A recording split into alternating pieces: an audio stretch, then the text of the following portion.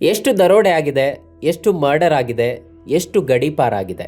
ಕಾನೂನು ಕೂಡ ಬೇಕು, ಅದರ ಜೊತೆ ಸ್ವಲ್ಪ ಎಕ್ಸ್ಟ್ರಾ ಫಿಯರ್ ಕೂಡ ಬೇಕು. ಅದು ನಿಮ್ಮ ವ್ಯಾಪ್ತಿಯ ಹೊರಗಿರಬಹುದು, ಐ ಕ್ಯಾನ್ ಅಂಡರ್ಸ್ಟ್ಯಾಂಡ್. ಆದರೆ ಹೀಗಂತ ಸಚಿವ ಯುಟಿ ಖಾದರ್ ಅವರು ಮಂಗಳೂರು ಪೊಲೀಸ್ ಆಯುಕ್ತ ಸುಧೀರ್ ಕುಮಾರ್ ಅವರಿಗೆ ಹೇಳಿದ್ದಾರೆ.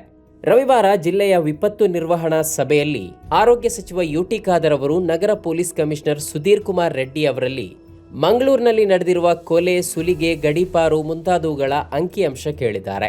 ಆಗ ಸಚಿವರೇ ಕ್ರಿಮಿನಲ್ಗಳ ಕಾಲಿಗೆ ಗುಂಡು ಹಾರಿಸುವಂತೆ ಪರೋಕ್ಷ ಸಲಹೆ ನೀಡುವ, ಕಾನೂನು ಸುವ್ಯವಸ್ಥೆ ಕುರಿತಾಗಿ ಮಾರ್ಗದರ್ಶನ ಮಾಡುವ ವಿಡಿಯೋ ವೈರಲ್ ಆಗಿದೆ. ಅದೀಗ ಚರ್ಚೆಗೆ ಗ್ರಾಸ ಆಗಿದೆ.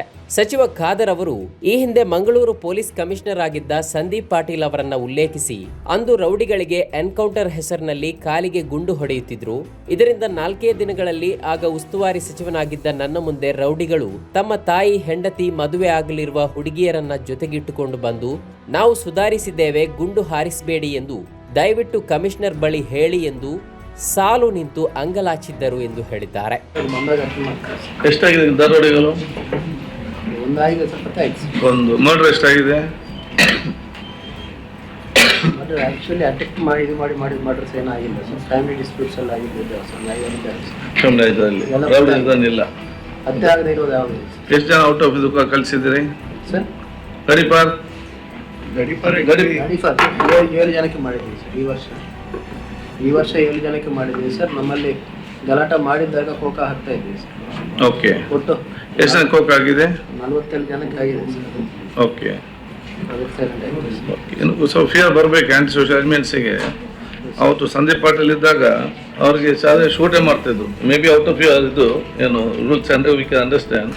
ಬಟ್ 4-5 ಆದಾಗ I was district minister. I am just ಉದಾಹರಣೆ.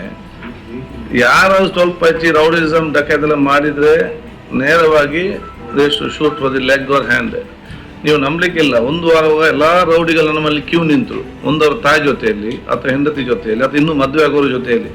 ಒಂದು ಕಮಿಷನರ್ಗೆ ಹೇಳಿ ಇವನೆಲ್ಲ ಬಿಟ್ಟಿದ್ದಾನೆ, ಈಗ ರೌಡಿಸಮ್ ಎಲ್ಲ ಬಿಟ್ಟಿದ್ದಾನೆ, ನಾನೀಗ ಚೆನ್ನಾಗಿದ್ದೆ ಅಂತೇಳಿ ತಾಯಿ ಇನ್ನು ಮುಂದೆ ಆಗುವ ಹೆಂಡತಿ ಬಂದು ಕೂಗುದಿತ್ತು. ಅಂದರೆ ಅಷ್ಟು ದೇವ್ ಆ್ಯಂಡ್ ಕೆಲವು. ಸೊ ಆ ರೀತಿ ಒಂದು fear also rule. We need ಕಾನೂನು ಕೂಡ ಬೇಕು, ಅದ್ರ ಜೊತೆ ಸ್ವಲ್ಪ ಎಕ್ಸ್ಟ್ರಾ ಫಿಯರ್ ಕೂಡ. ಇಟ್ ಮೇ ಬಿ ನಮ್ಮ ಕೆಲವೊಂದು ರೂಲ್ಸ್ ಅಲ್ಲಿ not open to tell also, I can understand. But ಒಂದು ಅಡಿಷನಲ್ ವಿ ನೀಡ್ ಸಮಥಿಂಗ್. ಒಂದು ಫಿಯರ್ ಇಸ್ ದೇರ್ ಹೆಂಗ್ this anti social elements and this. ಇವರು ಕೂಡ ಈ ಕಳ್ಳತನ ಯಾರು ಮಾಡ್ತಾರೆ ಇದರಲ್ಲಿ ಕೋಟೆಕಾರಲ್ಲಿ ಆದಾಗ ಅದು ಶೂಟ್ ಔಟ್ ಆಯಿತು.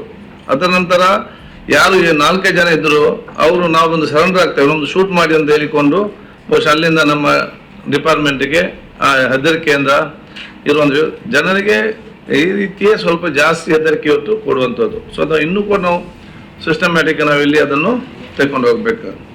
ಈಗ ಹೆಲ್ತ್ ಏನಿದೆ, ಹೆಲ್ತ್ ಸರ್ಕಾರದ ಪ್ರಭಾವಿ ಸಚಿವರೊಬ್ಬರು ಪೊಲೀಸ್ ಕಮಿಷನರ್ಗೆ ಕಾನೂನು ಮೀರಿ ಗುಂಡು ಹಾರಿಸಿ ಆ ಮೂಲಕ ಕಾನೂನು ಸುವ್ಯವಸ್ಥೆ ನಿಯಂತ್ರಣಕ್ಕೆ ತನ್ನಿ ಎಂದು ಹೇಳುವುದು ಸರಿಯಾ? ಕಾನೂನು ಸುವ್ಯವಸ್ಥೆ ನಿಯಂತ್ರಣದಲ್ಲಿ ಇಟ್ಕೊಳ್ಳಲು, ಕ್ರಿಮಿನಲ್ಗಳನ್ನ ಮಟ್ಟ ಹಾಕಲು ಕಾಲಿಗೆ ಗುಂಡು ಹಾರಿಸಿ ಭಯ ಮೂಡಿಸಿ ಎಂದು ಸಚಿವರು ಹೇಳೋದು ಎಷ್ಟು ಸರಿ, ಎಷ್ಟು ನ್ಯಾಯಯುತ? ಪೊಲೀಸರು ಅನಗತ್ಯವಾಗಿ ಗುಂಡು ಹಾರಿಸಿದ್ರೆ ಅದು ಸರಿಯಲ್ಲ, ನಿಯಮಬದ್ಧವಾಗಿ ಕಾರ್ಯಾಚರಿಸಿ ಎಂದು ಮಾರ್ಗದರ್ಶನ ಮಾಡೋದು, ಕ್ರಮ ತೆಗೆದುಕೊಳ್ಳೋದು ಸಚಿವರ ಜವಾಬ್ದಾರಿ. ಈಗ ಮಂಗಳೂರು ನಗರದಲ್ಲಿ ಅಪರಾಧ ಪ್ರಕರಣಗಳು ನಿಯಂತ್ರಣದಲ್ಲಿವೆ. ಯಾವುದೇ ಗಂಭೀರ ಕಾನೂನು ಸುವ್ಯವಸ್ಥೆ ಸಮಸ್ಯೆ, ಸವಾಲು ಎದುರಾಗಿಲ್ಲ. ಹಾಗಿರುವಾಗ ಇದ್ದಕ್ಕಿದ್ದಂತೆ ಸಚಿವರು ಪೊಲೀಸ್ ಕಮಿಷನರ್ಗೆ ಈ ಹಿಂದಿನ ತಪ್ಪು ಮಾದರಿಗಳನ್ನು ಉಲ್ಲೇಖಿಸಿ ಕಾಲಿಗೆ ಗುಂಡು ಹಾರಿಸಿ ಎಂದು ಅಧಿಕೃತ ಸಭೆಯಲ್ಲಿ ಬಹಿರಂಗವಾಗಿ ಸೂಚಿಸೋದು ಎಷ್ಟು ಸರಿ? ನಗರದಲ್ಲಿ ಕಾನೂನು ಸುವ್ಯವಸ್ಥೆ ಕಾಪಾಡಲು, ಕ್ರಿಮಿನಲ್ಗಳಿಗೆ ಕಡಿವಾಣ ಹಾಕಲು ಕಾನೂನಿನಲ್ಲೇ ಬೇಕಾದಷ್ಟು ಅವಕಾಶ ಇದೆ. ಅದನ್ನ ಹಾಲಿ ಕಮಿಷನರ್ ಹಾಗೂ ಎಸ್ಪಿ ಪರಿಣಾಮಕಾರಿಯಾಗಿಯೇ ಬಳಸ್ತಿದ್ದಾರೆ. ಅದರ ಫಲಿತಾಂಶವು ಎಲ್ಲರ ಎದುರಲ್ಲೇ ಇದೆ. ಮಂಗಳೂರು ನಗರ ಹಾಗೂ ದಕ್ಷಿಣ ಕನ್ನಡ ಜಿಲ್ಲೆಯಲ್ಲಿ ಇತ್ತೀಚೆಗೆ ಕ್ರಿಮಿನಲ್ ಅಪರಾಧಗಳ ಸಂಖ್ಯೆ ಕಡಿಮೆಯಾಗಿದೆ. ಶಾಂತಿ ಸುವ್ಯವಸ್ಥೆ ಇದೆ. ಕೋಮುವಾದಿ ಕ್ರಿಮಿನಲ್ಗಳು ಸ್ವಲ್ಪ ಸೈಲೆಂಟ್ ಆಗಿದ್ದಾರೆ. ಹೀಗಿರುವಾಗ ಸಚಿವ ಖಾದರ್ ಅವರು ಈ ಹಿಂದಿನ ಕಮಿಷನರ್ ಕಾಲಿಗೆ ಗುಂಡು ಹೊಡೆಯುತ್ತಿದ್ರು, ಅಂತಹ ಹೆದರಿಕೆ ಇರಬೇಕು ಅಂತ ಯಾವ ಅರ್ಥದಲ್ಲಿ ಹೇಳಿದ್ರು? ಸಮಾಜದಲ್ಲಿ ಅರಾಜಕತೆ ಕ್ರಿಮಿನಲ್ಗಳಿಂದಲೂ ಆಗಬಾರ್ದು, ಪೊಲೀಸರಿಂದಲೂ ಆಗಬಾರ್ದು. ಹಾಗಿರುವಾಗ ಸಚಿವರು ಕಮಿಷನರ್ಗೆ ಹೀಗೆಲ್ಲ ಕಾನೂನು ಮೀರಿದ ಸಲಹೆ ಸೂಚನೆ ಕೊಡೋದು ಎಷ್ಟು ಸರಿ?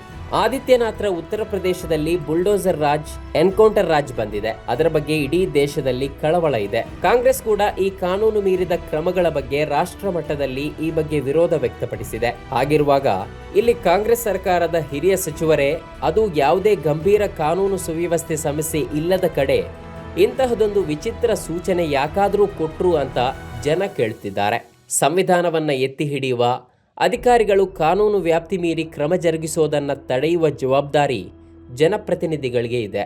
ಆದರೆ ಹಿರಿಯ ಜನಪ್ರತಿನಿಧಿಯೊಬ್ಬರೇ ಇಂತಹ ಕಾನೂನು ವ್ಯಾಪ್ತಿ ಮೀರಿದ ಕ್ರಮಕ್ಕೆ ಬಹಿರಂಗವಾಗಿಯೇ ಕರೆ ಕೊಡೋದು ಸರಿಯಲ್ಲ.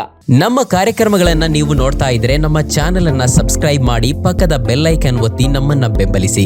ಹಾಗೆ ನಮ್ಮ ಕಾರ್ಯಕ್ರಮಗಳನ್ನ ಲೈಕ್ ಮಾಡಿ, ಕಮೆಂಟ್ ಮಾಡಿ, ಅದನ್ನ ಬೇರೆಯವರಿಗೂ ವಾಟ್ಸ್ಆಪ್ ಮೂಲಕ ಶೇರ್ ಮಾಡಿ.